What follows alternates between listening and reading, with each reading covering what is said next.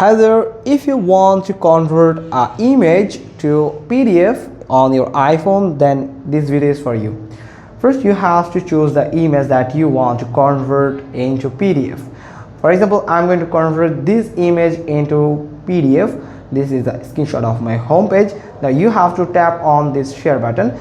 First, you have to save this image to your files.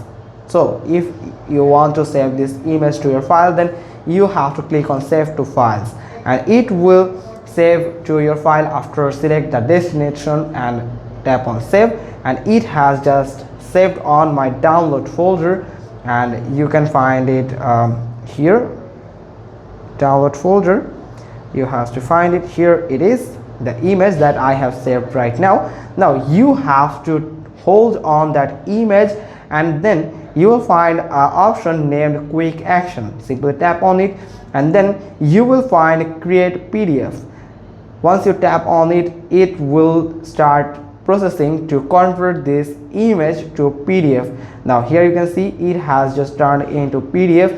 Now if you want to see the details, I'm going to tap on it, get info, and you can see the image format is now PDF document. You can see the kind is PDF document. Now this photo is turned into the PDF document.